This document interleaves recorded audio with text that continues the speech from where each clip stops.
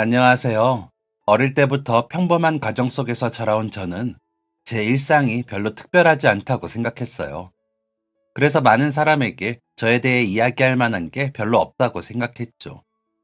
하지만 사람은 누구나 살면서 여러 번의 기쁨과 위기를 넘나드는 것 같아요. 평범하기만 하다고 생각했던 제 일상은 사실 어렸던 제가 보던 아주 작은 삶이었을 뿐이었죠. 오남동녀 외동딸로 사랑받으며 태어났어요.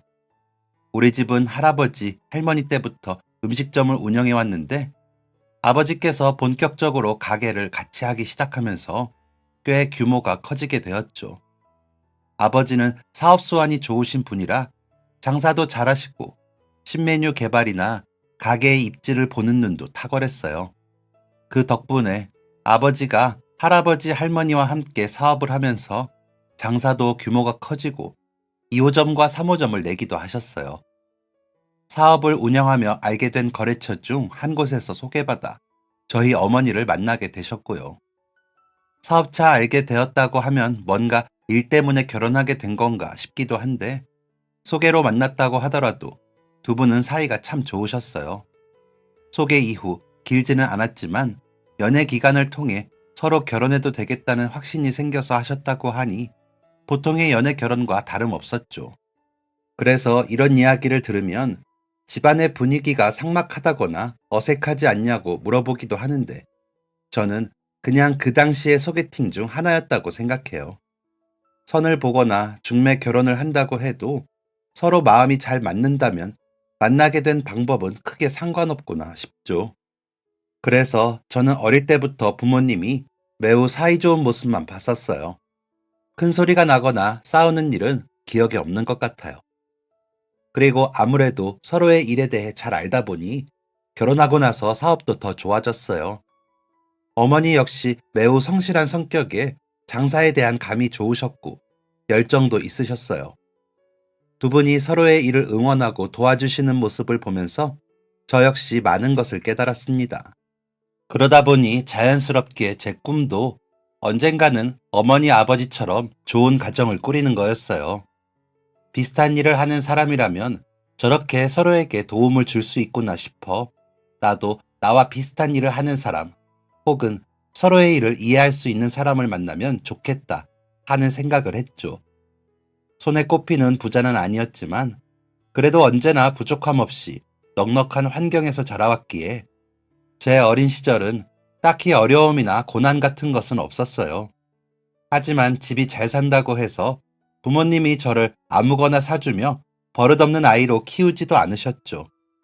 가정교육과 육아에도 신경을 많이 쓰셔서 용돈도 또래 친구들이 받는 만큼 주시고 제가 원하는 것이나 필요한 게 있을 때는 그것이 필요한 이유에 대해서 부모님을 설득할 만한 설명과 자료를 가지고 오게 하셨어요. 다만 제가 하고자 하는 일이 있고 그 부분에 대해 제가 확신이 있다면 아낌없는 지원을 해주셨죠. 특히 공부에 필요한 것에 대해서는 인터넷 강의나 학원, 책, 문제집 등 필요한 것이 있다면 적극적으로 지원을 해주셨어요. 저 역시 좋은 가정에서 훌륭한 지원을 받는다는 것이 얼마나 감사한 일인지를 잘 이해하고 있었고, 그래서 저에게 주어진 것들에 대해 늘 감사하게 생각하였습니다. 또 부모님께서 제게 필요한 부분에 대해 아낌없이 지원해 주시는 것도 언제나 감사함을 느꼈어요. 덕분에 저는 공부 하나는 마음 편히 할 수 있었어요. 필요하다면 문제집도 몇 권이든 사주셨고, 지방이라 유명한 강사님들의 수업을 직접 듣지 못하는 부분에 대해서는 인터넷 강의를 들을 수 있게 해주셨거든요. 모든 환경이 잘 갖춰져 있었기에 나머지는 제가 얼마나 노력하냐에 달려 있었죠. 부모님은 각자의 자리에서 자신들의 일을 열심히 하고 계셨기에 저는 제가 맡은 일이 공부와 학교 생활이라고 생각하고 성실하게 해나갔어요. 끈기와 근성은 두 분을 닮아 열심히 공부하며 학교 생활도 충실하게 했어요. 학교에서는 언제나 수업 태도가 좋고 늘 모든 분야에 적극적으로 참여한다며 선생님들에게도 좋은 이야기를 많이 들어 생활기록부도 언제나 긍정적인 말들로 채워졌습니다. 그렇다고 친구들에게 시샘을 받는 아이도 아니었어요. 제가 무엇인가를 더 가졌다고, 더 많이 안다고, 잘난 척하지 않고 친구들이랑도 잘 어울리고, 놀이할 때도 빼지 않고 흙더미를 뒤집어 써가며 놀았거든요. 서글서글한 성격이라 주변에는 남자애들, 여자애들 할 것 없이 모두 친하게 지냈죠. 그래서 학급에서는 늘 반장이나 부반장을 도맡아 했어요. 중고등학생 때는 전교회장도 해봤죠. 친구들에게도 선생님에게도 인기 만점이었던 저는 다시 떠올려도 너무나 즐거운 학창시절을 보냈습니다. 주변에 호기심도 많고 흥미도 많았기에 미래에 대한 꿈도 다양했어요. 피아니스트부터 화가, 선생님, 과학자, 외교관, 승무원 등등 하고 싶은 일이 정말 많았죠. 활동적이고 새로운 분야에 대한 호기심이 많아 다양한 직업에 관심이 많았어요. 중학생 때 할머니, 할아버지께서 돌아가셨어요. 할머니께서는 오랜 지병으로 고생하시다가 돌아가시게 되었는데 그때 많이 아파하며 힘들어하는 모습을 보고 의료계를 꿈꾸게 되었어요. 할머니를 뵈러 병원에 다녀보니 아픈 분들이 참 많았는데 제가 이렇게 힘들어하는 사람들에게 도움을 줄 수 있다면 좋겠다는 생각이 들었거든요. 그래서 의사가 되어서 아픈 분들이 빨리 나을 수 있도록 도와야겠다 싶더라고요. 그 시기쯤부터 의대 진학을 목표로 더 열심히 공부했어요. 유명한 의과대학의 목록을 뽑았고 거기에 필요한 것들은 무엇이 있는지 꼼꼼하게 체크했죠. 내신 성적 관리도 꾸준히 열심히 했고 다른 아이들보다 내가 눈에 띌 수 있는 방법은 무엇일까 찾으며 수학경시대회나 과학경시대회를 참가하기도 했어요. 열심히 차근차근 준비하였기에 수능 시험 날도 떨리지 않더라고요. 많은 친구가 수능 시험장을 들어서며 긴장한 표정을 보였지만 저에게는 오히려 드디어 결정의 날이 왔구나 싶었어요. 그렇게 오랫동안 제가 준비해온 것을 마침내 보여줄 날이었으니까요. 그렇다고 수능 시험이 엄청 쉬웠다는 것은 아니었지만 그래도 제가 예상한 정도였고 모르는 문제도 없더라고요. 시험을 보고 나오는 제 표정이 얼마나 후련했던지 그날 시험이 끝나는 것을 마중 나오셨던 부모님께서는 화장실에서 시원하게 볼일을 보고 나오는 줄 알았다며 그때 이야기가 나올 때마다 웃으셨어요. 그도 그럴게 수능 하나를 보겠다고 몇 년을 준비했는데 마침내 끝마치고 나오니 후련할 수밖에 없었죠. 게다가 시험 문제도 다 아는 문제라 아주 어려운 부분도 없었기에 더 속 시원하고 의기양양할 수밖에 없었고요. 원숭이도 나무에서 떨어진다고 사실 이렇게 자신만만해놓고 실수를 하거나 결과가 별로였다면 아주 창피했을 것 같네요.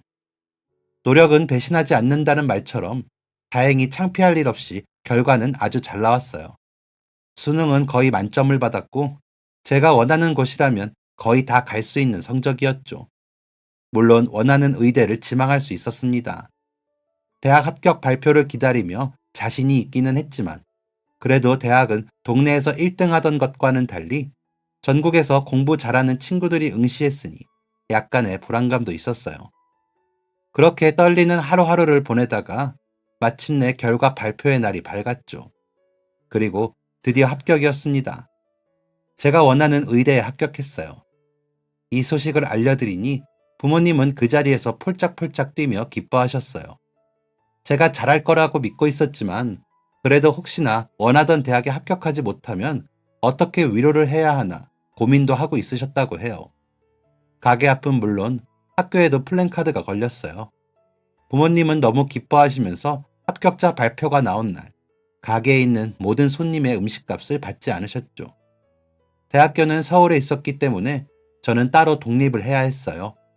부모님은 날 잡고 서울에 며칠 지내면서 제가 살만한 집을 같이 구해주러 다니셨어요.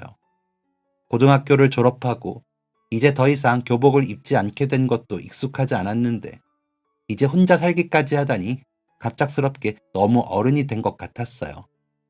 아직 세상에 적응할 새도 없이 저 혼자 세상으로 내던져진 것만 같았죠. 하지만 이런 낯선 기분과 어색함을 느끼기도 잠시 의대의 수업은 이런 감정을 느낄 틈이 없었어요. 매일 몰아치는 공부의 양이 정말 어마어마했거든요. 게다가 거기에는 저뿐만 아니라 전국에서 공부를 잘하는 친구들이 모였기에 그 부담감과 압박감도 장난이 아니었어요.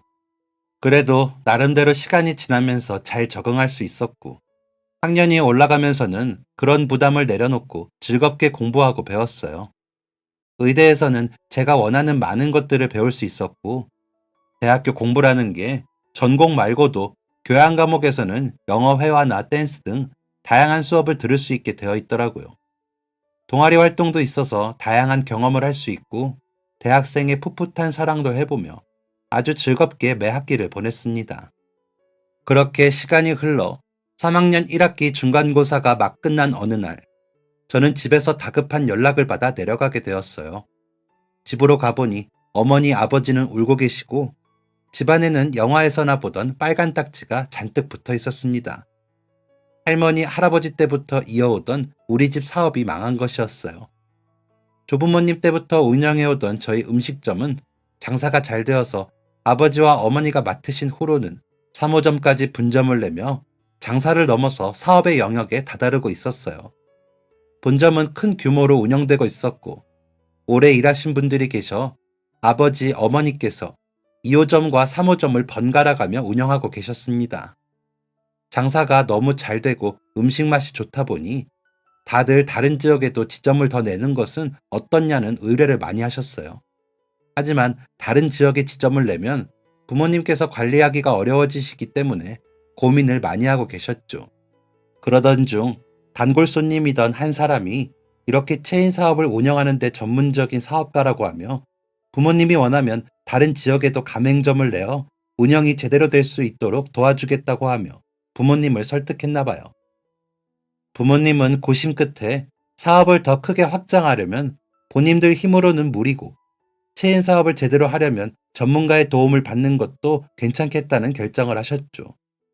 그래서 일을 맡겼고 한창 체인화를 하기 위해 바쁜 줄로만 알았는데, 알고 보니 그 사업가란 손님은 투자금을 들고 연락이 두절되었다고 하더라고요. 사업을 위한 자문 비용과 체인 사업을 위해 필요한 시스템 구축, 메뉴 개발, 직원 훈련비 등등의 명목으로 부모님은 이미 가게와 집 명의로 대출까지 받아 큰 돈을 투자하신 상황이었고요. 그런데 그 사람이 그 돈을 그대로 들고 도망친 거였습니다. 그 사실을 뒤늦게 알게 된 부모님은 어떻게든 상황을 수습하려고 해봤지만, 저희 가게에 분점을 내겠다고 교육받던 사람들까지 자신들 창업은 어떻게 되는 거냐며 부모님을 쫓아와 괴롭게 했다고 하네요. 혹시나 제가 공부하는데 방해될까봐 2, 3호점도 정리하고 어떻게든 돈을 마련해 상황을 정리하려 했는데, 그러기엔 너무 큰 돈을 투자했던 터라 역부족이었고요. 결국 1호점까지 운영이 불가한 상태가 되었고, 오래 일한 직원들까지 월급도 제대로 챙겨주지 못한 채 그만두게 할 수밖에 없었다는군요. 당장 이 상황을 어떻게 수습해야 할지, 저에게는 또 어떻게 이야기를 해야 할지 막막했는데, 오늘 집이 차압당하면서 어쩔 수 없이 저에게 알리게 된 것이었어요. 두 분의 이야기를 듣고 저 역시도 가슴이 철렁 내려앉았어요. 지금까지 이런 이야기는 영화나 책의 소재로만 쓰인다고 생각했고, 저랑은 전혀 상관없을 줄 알았거든요. 우리 집에 돈이 없다 정도가 아니라 빚을 질 정도로 집안이 망해버리다니, 이게 대체 무슨 일인지 눈앞에서 일어나고 있지만 마치 제 일이 아닌 것처럼 와닿지를 않았어요. 하지만 괴로워하시는 부모님을 보니 이게 현실이었죠. 그리고 울며 괴로워하고 있다고 이 일이 해결될 것 같지도 않았습니다. 부모님과 이야기해서 우선 상황을 정리했어요. 친척분들께 상황을 이야기하고 돈을 빌려 그 돈으로 지하방을 얻었고, 그동안 저희가 해왔던 게 가게 운영이었으니 빚을 갚더라도 가게에서 벌어들인 돈으로 갚자 싶었습니다. 저희가 무리하게 사업을 확장하려다 망했더라도 저희 가게의 맛은 변하지 않았으니까요. 당장 사람을 고용해서 운영할 수는 없었기에 저는 학교에 휴학 신청을 했습니다. 부모님은 그럴 필요 없다고, 어떻게든 제 공부는 하게 해주겠다고 말리셨지만, 당장 우리 집이 이렇게까지 상황이 어렵고 부모님도 힘들어 하시는데 저만 서울에서 공부하겠다고 돈을 쓸 수는 없었어요. 어떻게든 저 하나라도 일손을, 머리를 보태서 이 상황을 헤쳐나가는 게 맞다고 생각했습니다. 휴학 신청을 하며 교수님께서도 저를 설득해보려 하셨지만 워낙 상황이 상황인지라 어쩔 수가 없었어요. 저는 살던 자취방도 정리하고 다시 고향으로 내려왔어요. 그리고 부모님을 도와 식당 일에 매진하기 시작했습니다. 아버지, 어머니는 주방을 맡으시고 저는 홀을 뛰어다니며 장사를 이어나갔어요. 다행히 근처에 살고 계시던 고모가 아들과 함께 가게 운영을 도와주셨고 가족들이 고군분투해가며 장사를 계속해 나갔습니다. 처음에는 흉흉한 소식 때문에 발길이 뜸해졌던 손님들도 어느새 다시 찾아와 주셨어요. 오히려 저희 상황을 알게 되시고 힘내라며 응원을 해주시는 분들도 있었죠. 저는 가게를 마감하고 야간 시간에는 근처 PC방에서 아르바이트 했어요. 그동안 공부하느라 잠을 아껴온 습관이 여기서 빛을 발하더라고요. 아버지는 가게가 끝나고 나면 대리운전 하셨고 어머니는 아침 일찍 가게가 오픈하기 전 건강 음료를 배달하는 일을 하셨습니다. 저희 세 사람 모두 서로에게 다른 일을 하는 것을 비밀로 하고 있다고 생각했지만 사실은 어렵고 힘들게 투잡을 뛰고 있다는 사실을 서로 알고 있었죠. 그런 생활이 1년 정도 계속되었고 가장 먼저 저희 가게에서 일하면서 퇴직금은커녕 월급도 제대로 받지 못하고 그만둘 수밖에 없던 직원분들에게 못 받았던 월급을 돌려드렸어요. 당장 저희 빚을 갚는 것보다 그게 더 먼저인 것 같다고 부모님께서 말씀하셨고 저 역시 그 의견에 동의했습니다. 아직도 사람을 고용해서 쓸 정도는 아니었기에 저는 학교에 1년 더 휴학 연장을 신청했어요. 늘 그래왔던 것처럼 꾸준히 성실하게 가게를 운영해 나갔고 힘든 상황 속에서도 부모님과 저는 용기를 잃지 않으려 애썼습니다. 그렇게 하루하루 매일 노력하다 보니 어느새 숨통이 트이는 시기가 오더라고요. 가게는 다행히 꾸준히 매출이 다시 올라가고 있었고 직원을 고용해 이전보다 손님을 더 받을 수도 있었어요. 덕분에 운영 시간도 더 늘릴 수 있었죠. 그렇게 숨가쁘게 날마다 달리다 보니 어느새 시간이 훌쩍 지나갔습니다. 내년에를 거듭하던 학교는 결국 정해진 복학 기간을 다 써버리고 다시 복학할 시기를 놓쳐 자연스럽게 돌아가지 못하게 되었죠. 저희 가게는 예전의 매출을 되찾았고 이제 직원들도 몇 명 더 생기게 되었습니다. 저는 사업 수완을 발휘해서 포장기계를 들여 조금 더 전문적으로 포장하는 방법을 선택했고 운전면허 학원에 다녀 면허를 취득하고 배달을 위해 오토바이를 구입했어요. 처음에는 가게 근처에 주로 배달을 하였는데 생각보다 배달을 찾는 분들이 많더라고요.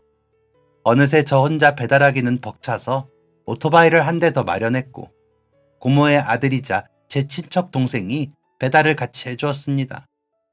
포장이 더 깔끔하고 전문적으로 되니 예전보다 더 멀리서 찾아주시는 손님들도 늘었어요. 저희 가게에서는 포장해서 가져가도 음식물이 흐르거나 새지도 않고 집에 가서도 말끔하게 펼쳐서 먹을 수 있어서 너무 좋다고 하시더라고요. 시간대별 매출과 손님들을 파악해 메뉴에도 변화를 주었습니다. 잘 나가지 않는 메뉴는 과감하게 삭제했고 더욱 다양한 사람들의 취향을 고려해서 매콤한 버전과 어린이 메뉴를 추가했어요. 그랬더니 주말에도 가족 단위로 많이 방문하시더라고요. 아예 아이들 집에 가서 반찬을 해준다며 어린이 메뉴를 포장해 가시는 분들도 계시고요. 덕분에 매출은 꾸준히 높아졌고 저는 명문 의대를 포기하였지만 그래도 그 덕에 저희 집안이 다시 일어설 수 있었다고 생각했어요. 몇 년이 지나고 나니 저희 가게는 완전히 예전의 명성을 되찾았고 차례차례 2호점과 3호점을 내며 사업을 확장해 나갔습니다. 상권 분석부터 고객층까지 제가 부모님과 함께 꼼꼼하게 파악하여 2호점과 3호점을 차렸고 그 덕분에 실패 없이 꾸준히 성장을 달릴 수 있었죠.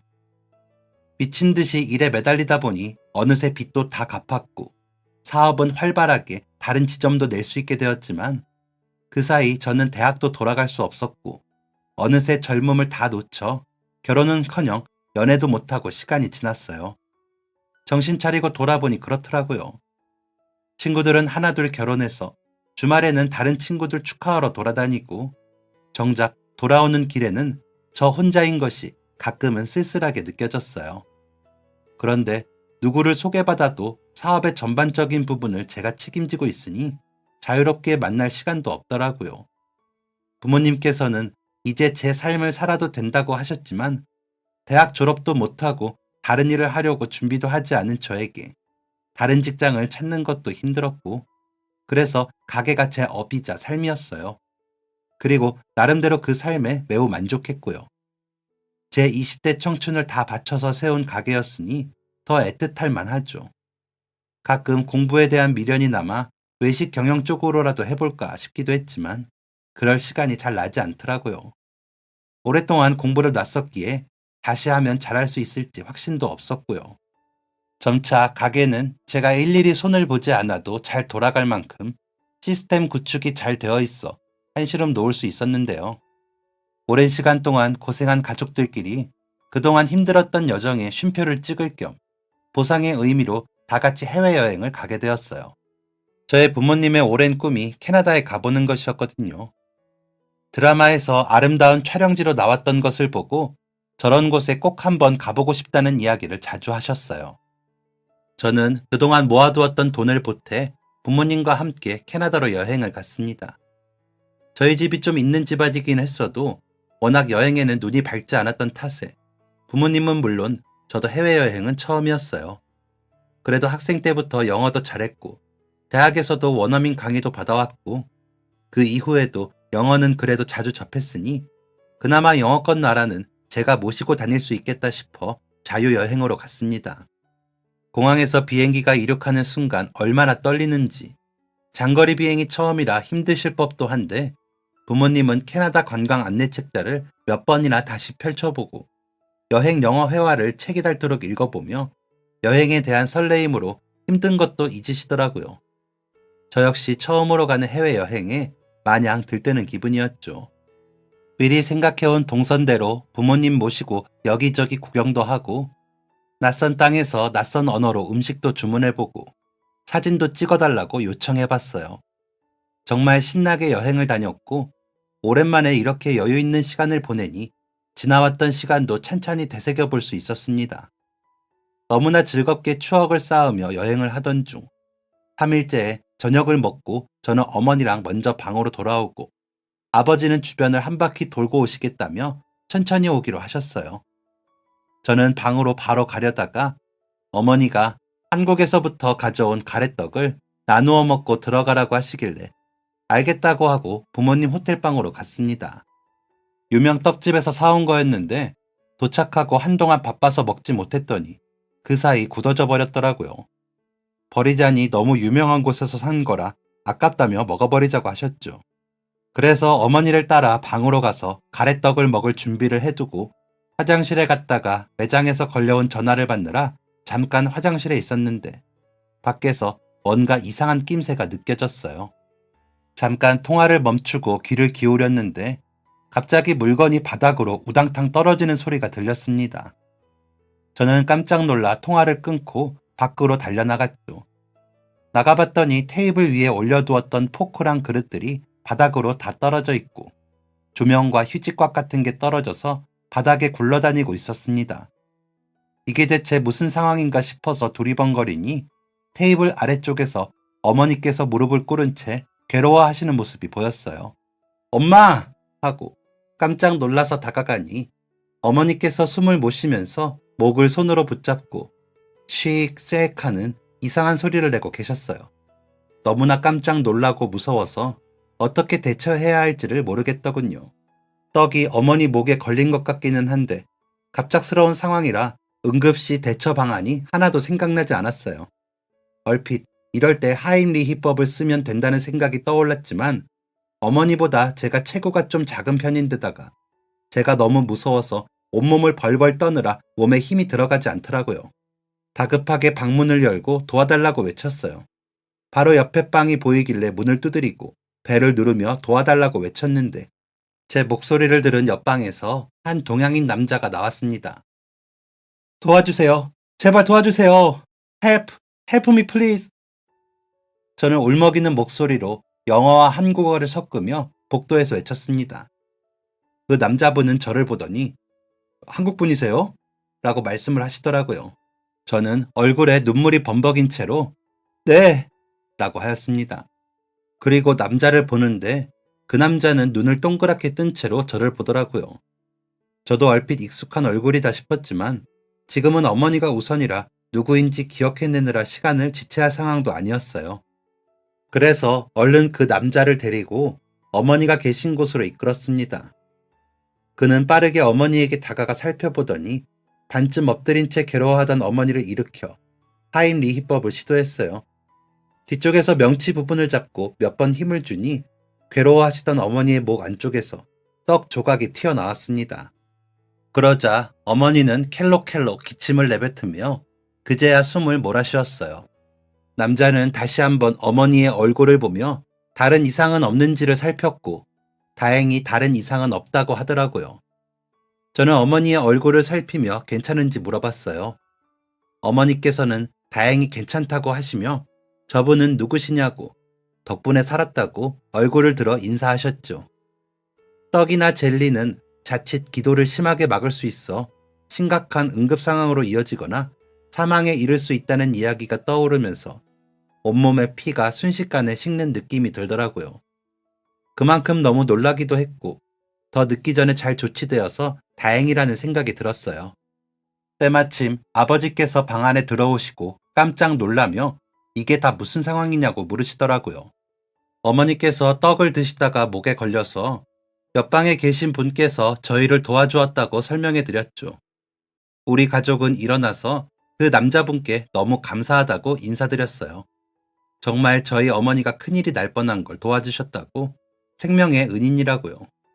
아무도 나와보지 않아서 이대로 나쁜 일이 생기나 싶었는데 정말 너무 감사하다고 온 가족이 여러 번 고개 숙여 인사드렸어요.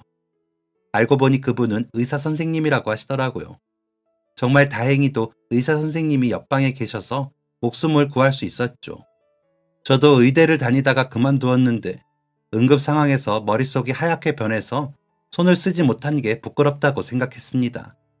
그리고 괜찮으시면 저희가 사례라도 하고 싶다고 말씀드렸으나 그분은 거절하시더라고요. 의사로서 당연한 일을 한 거라고요. 어머니를 방에 눕혀드리고 아버지께 뒷일을 부탁드린 후 그 의사 선생님과 함께 방을 나섰습니다.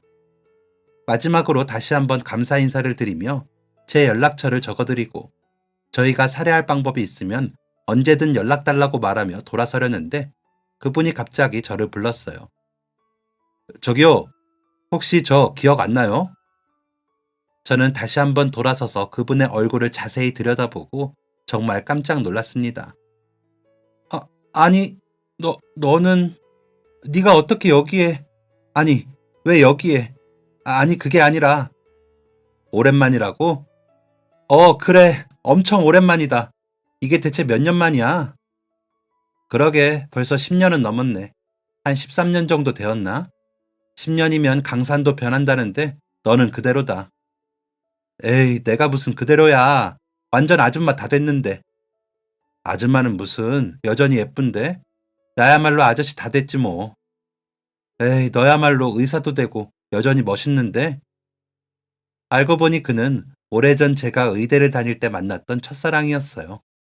세상에, 그 남자를 여기 먼 타국에서 이렇게 많은 세월이 지난 후 다시 만나게 될 줄이야. 정말 놀라웠죠. 그는 제 첫사랑이자 제 첫 연애 상대였어요. 오래전 항상 제가 사는 곳에서 1등만 했던 저는 첫 중간고사에서 제가 1등이 아니라는 사실이 매우 충격이었어요. 언젠가부터 당연히 1등만 했었는데 그동안 제가 강가에 살던 물고기였다는 기분이 들더라고요. 이제 더 큰 물에 내던져지게 되었구나 싶었어요. 그리고 그 큰 강에서 남들보다 빠르게 앞서가려면 더 열심히 헤엄쳐야 한다는 사실도 깨달았죠. 다음 시험에는 반드시 1등을 하겠다는 생각으로 이 악물고 중간고사 때보다 2배, 3배는 더 열심히 했습니다. 고3 때도 이렇게까지 공부한 적은 없었던 것 같았네요. 그리고 기말고사가 되었고 성적이 나왔는데 안타깝게도 수석은 놓치고 말았어요. 이전에 1등을 했던 친구가 또 같은 수석이더라고요. 대체 저 친구는 뭐길래 매번 수석을 하나 싶어 화가 나기도 했고 그러다 보니 자연스럽게 그 친구에게 관심이 갔습니다. 외교관인 부모님을 따라 어릴 때 해외에서 살다가 왔다는 그 친구는 키도 크고 잘생긴 외모에 성격도 좋아서 남녀 학생은 물론 선배님들에게도 인기가 좋았어요. 교수님들도 다들 그 친구를 예뻐했고요. 수업 태도가 좋은 것은 물론이고 여러 모임에도 빠지지 않는데 이상하게 성적까지 우수하더군요. 흔히 말하는 엄친아 같은 거였어요. 저보다 더 놀면서 성적은 더 좋은 그 친구 때문에 저는 더욱 오기가 생겼습니다. 어떻게 해서든지 반드시 저 친구를 이겨야겠다고 이 악물고 공부를 했어요. 다음 학기가 되었고 저는 그 친구를 몰래 쫓았어요. 대체 어디서 어떻게 얼마나 공부하는지 너무 궁금했거든요. 그 친구가 도서관에서 공부할 때면 그 시간 내내 저도 공부하고 그 친구가 공부를 마치고 자리에서 일어나고 나서도 졸린 눈을 억지로 떠가며 공부했어요. 그렇게 이를 악물고 노력한 결과 마침내 2학기 때는 중간고사에서 제가 수석을 하게 되었습니다. 의대에 합격했던 것보다 더 기뻤어요. 정말 살면서 이렇게 이 악물고 공부한 적은 처음이었던 것 같네요. 수석의 기쁨을 속으로 신나게 노래하면서 부르고 있었는데 그 친구가 저에게 다가왔어요. 이번에는 네가 수석이네. 축하해. 도서관에서 공부하는 거 봤어. 정말 열심히 하더라. 나도 다음번에는 열심히 해야겠다. 라고 말하면서 웃으면서 저한테 악수를 청하더라고요. 저는 자신을 이기려고 이 악물고 반년을 공부했는데 이 친구는 이렇게 태연하게 웃으면서 제가 자신을 이긴 것을 오히려 축하하며 악수를 청하다니 정말 속이 좋은 건지 아니면 쿨한 척을 하는 건지 뭔가 싶었죠. 저는 어색하게 웃으면서 악수를 받으며 고맙다고 짧게 이야기했습니다. 그 아이가 로봇이 아닌 것도 알았고 제가 더욱 노력하면 수석을 할 수 있다는 것도 알게 되었으니 이제 제 목표는 분명했어요. 이번에 한 것처럼 열심히 해서 계속 수석을 유지하는 것이었죠. 그래서 그날도 역시나 이 악물고 열심히 공부하는데 누군가 제 책상에 커피캔 하나를 슬며시 내려놨습니다. 고개를 올려보니 만년 수석을 하던 그 친구였죠. 이거 먹으면서 하라고. 내 거 사는 김에 우리 과 동기 보니까 반가워서. 나도 늦게까지 공부할 건데 우리 힘내보자. 1학기 내내 수석했다고 이렇게 여유가 있는 건가 싶으면서 자기가 수석을 놓쳐서 기분 나쁘거나 그러지 않다니 참 태평한 친구다. 참 성격도 좋은 친구다 싶은 생각이 들었죠. 그러고 다시 열심히 공부를 하다 보니 어느새 해가 졌더라고요. 너무 어두워지기 전에 오늘은 이만 정리해야지 싶어서 짐을 정리하는데 그 친구는 이미 갔는지 보이지 않더라고요. 오늘도 내가 그 녀석보다 더 열심히 공부했구나 싶어 뿌듯한 마음으로 도서관을 빠져나왔어요. 그랬는데 도서관 문 앞에 그 애가 있더라고요. 절 보더니 엄청 반갑게 손을 흔들면서 자기 손에 있던 샌드위치 하나를 저한테 내미는 거예요. 멀뚱하니 쳐다봤더니 제가 저녁도 안 먹고 공부하길래 자기도 마침 출출해서 사는 김에 샀다면서 주더라고요. 그러더니 밖이 많이 어두워졌다며 이제 집에 가는 길이면 자기가 데려다 주겠다고 했어요. 저는 괜찮다고 말렸지만 제가 안전하게 집에 가야 가장 큰 경쟁자인 자신이 의심을 안 받는다며 무조건 저를 안전하게 데려다 줘야겠다고 우기더라고요. 그래서 어쩔 수 없이 같은 방향으로 걸어갔죠. 가는 길에 편하게 먹으라며 제 책까지 들어주더라고요. 대체 이게 뭐하는 시츄에이션인가 싶었지만 배고프던 차에 마침 샌드위치도 생기고 밤길에 혼자 가기 불안하기도 했는데 같이 갈 사람도 있다니 이래저래 좋은 건가 하는 생각을 하며 걸어갔어요. 집까지 가는 길은 별로 멀진 않았지만 그래도 그동안 수업하면서는 대화할 기회가 잘 없었기에 이런저런 이야기들을 좀 나눴어요. 저는 지방 사람이라 학교 근처에 자취하고 있다는 이야기와 그 친구는 집이 서울이라 집에서 학교로 통학한다고 하더라고요. 학교에서 집까지 겨우 10분이 조금 넘는 시간이었지만 뭔가 그동안 제가 오해했던 그 친구에 대해서 조금은 생각이 달라진 계기가 되었어요. 저 혼자 1등을 놓쳤다는 압박과 아쉬움에 그저 그 아이를 적개심을 가지고 지켜봤었는데 사실 그 애는 아주 다정하고 따뜻하고 왜 친구들이 많은지 납득이 갈 정도로 성격도 좋더라고요.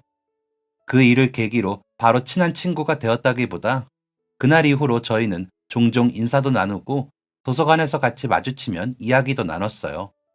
그렇게 조금씩 친해지면서 밥도 같이 먹고 도서관에서 공부할 때 서로 알려주기도 했죠.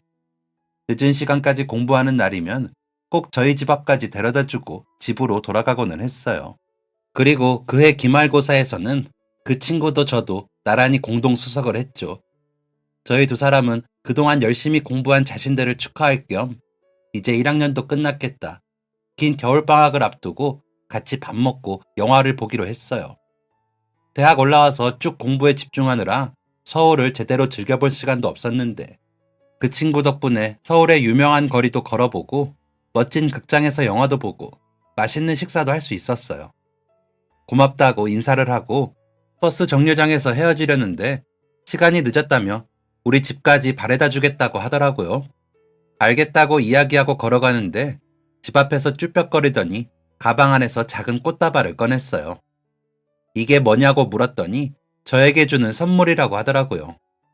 이런 걸 뭐하러 주냐고 물었더니 사실은 꽤 전부터 저를 좋아했었다고 해요. 신입생 환영회에서 저를 처음 봤을 때부터 관심이 있었는데 말을 걸어보려고 해도 늘 공부 중이고 다른 모임에도 잘 참여하지 않아서 이야기를 나눌 기회가 거의 없었다고요.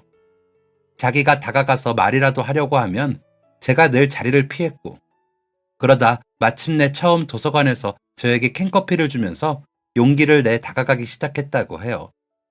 생전 처음 받아보는 고백에 어떻게 해야 할지도 모르겠고 심지어 그 상대가 저는 라이벌이라고만 여겼었던 아이라니 너무 당황스러웠죠. 제가 당황하는 것을 알았는지 그 친구는 딱히 대답을 바라는 것은 아니었고 이제 방학이라서 한동안 못 볼 수도 있으니 마음을 전하고 싶었다며 괜히 자신이 부담스럽게 했다면 미안하다며 집에 조심히 들어가라고 하고 골목으로 사라졌습니다. 저는 집으로 들어와 그 아이가 준 꽃을 병에 담으며 한참을 바라봤어요. 오늘 온종일 이 꽃다발을 가방에 들고 다니며 언제쯤 저에게 줄지 어떻게 말을 해야 할지 망설였을 그 친구의 떨리던 마음을 생각하니 뭔가 미안한 마음이 들기도 하더라고요.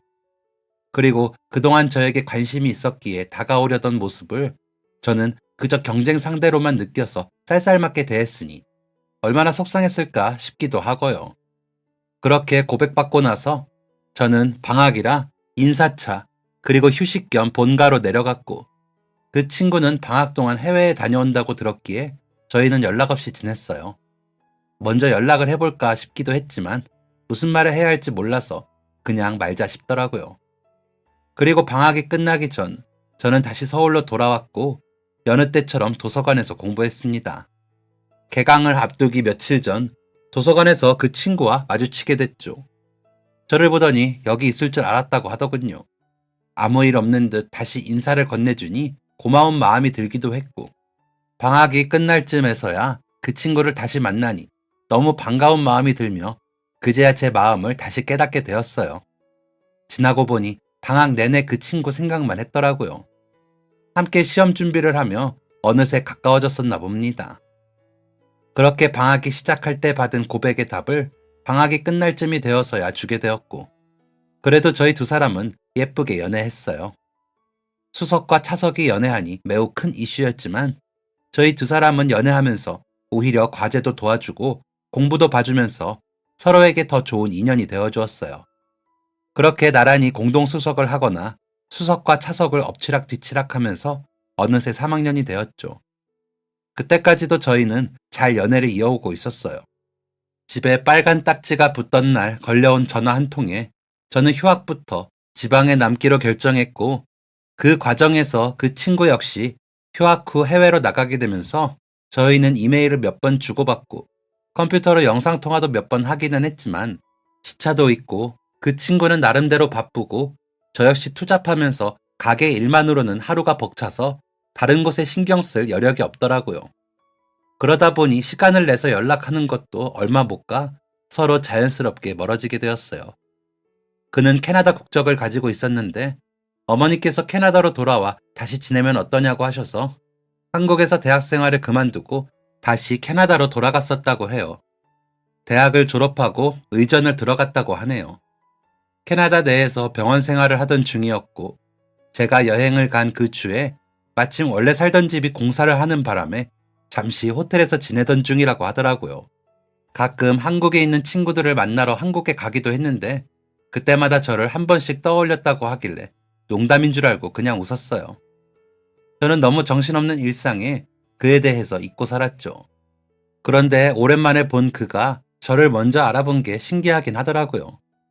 호텔 앞을 걸으며 서로 그동안 어떻게 지냈는지 이야기를 나누었는데 그도 지금까지 결혼하지 않고 살았다고 해요. 만나는 여자가 있는지 물었더니 없다더군요. 아이고, 의사 선생님 인기가 너무 많아서 튕기는 거 아니야? 장난스럽게 물었더니 그는 대학 시절 그 순수하고 장난기 어린 얼굴로 되려 저에게 아니, 좋아하는 여자가 있어서 기다리던 거였는데? 라고 맞받아쳤습니다. 예상치 못한 대답에 얼굴이 붉어지며 장난치지 말라고 그의 어깨를 살짝 밀쳤어요. 진짜야, 너 내 첫사랑이잖아. 나 좋다는 여자분들도 있었고 나도 소개팅이니 뭐니 몇 번 만나봤는데 그냥 네 생각이 참 많이 나더라고.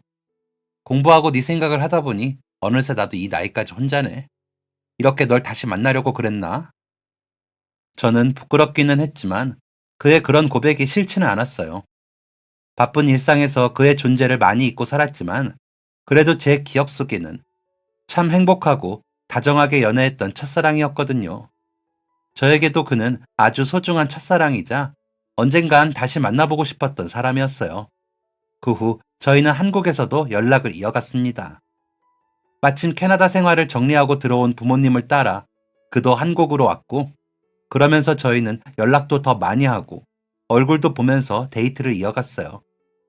어린 시절 만났던 감성 때문인지 참 주책맞게도 이렇게 나이 먹어서 만났는데 여전히 뭐가 간질거리고 설레더라고요. 그렇게 서로 좋은 감정을 가지고 만남을 이어갔고 자연스럽게 결혼 이야기가 나오게 되었어요. 그리고 참 오랜 세월을 돌고 돌아 20대에 만났던 저희는 어느새 중년이 되어 결혼하게 되었습니다. 동기들도 저희가 다시 만나 결혼하게 될 줄 몰랐다며 많이들 축하하러 와주었어요. 그의 부모님도 저희 부모님도 둘 다 결혼 안 하고 살려나 걱정이 많았는데 타국에서 우연히 다시 만나 첫사랑이 이루어지다니 그동안 다른 사람을 안 만나고 늦게 시집장가를 가려던 게 다 이런 운명이었나 보다고 하더라고요. 결혼 후 저희 가게는 부모님께서 다시 도맡아 운영하시게 되었고 그동안 가게가 어려울 때부터 저희 매장 운영을 많이 도와준 고모와 친척 남동생이 이를 도와 열심히 사업을 이어나가고 있어요. 제가 가게에서 손을 떼어도 지점을 하나씩 늘려가며 잘 운영되고 있더라고요. 신혼생활을 시작하고 남편이 의대를 마저 졸업해보는 것은 어떠냐고 물어보더라고요. 자기가 있는 힘껏 도와주겠다고 하면서요. 저 역시 속으로는 항상 공부에 대한 미련이 남아있었기에 이제 매장 운영에서도 손을 떼었고 집안 살림도 전보다 훨씬 좋아졌으니 남편의 응원을 받아 다시 공부를 해보기로 했습니다. 정말 오랜만에 다시 입시 준비를 하고 있는데 오랫동안 공부해서 멀어져서 그런지 다시 하기가 영 쉽지 않네요. 그래도 예전에는 곧잘 했으니 조금 더 노력하면 금세 따라갈 수 있을 거라는 남편의 적극적인 응원과 함께하며 오랜만에 공부 본능을 불태우고 있습니다. 남편은 바쁜 일상 중에도 틈틈이 공부하는 저를 도와주고 있어요. 저도 지금부터 부지런히 준비하면 내년 수능 입시에서는 의대에 다시 입학할 수 있겠죠. 오늘도 또다시 펼쳐질 저의 새로운 미래를 위해 열심히 공부하는 중이랍니다. 평범할 줄만 알았던 제 삶은 180도 뒤바뀌게 되었지만 전화위복이라는 말처럼 위기는 저에게 매장 운영이라는 또 다른 기회를 주었고 그 기회를 성공적으로 이끌고 나니 인연도 만나고 또 다른 도전도 얻게 되었어요. 혹시 지금 일상이 너무 평범하게 느껴지거나 혹은 힘든 상황 속에서 어려움을 겪는 중이라면 지금의 상황을 달라지게 할 또 다른 인연이나 기회는 언제 어디서 마주칠지 모르니 희망을 놓치지 않았으면 좋겠습니다. 지금까지 사연 들어주셔서 감사합니다. 사연이 재밌으셨다면 구독과 좋아요를 눌러주세요. 감사합니다. 안녕히 계세요.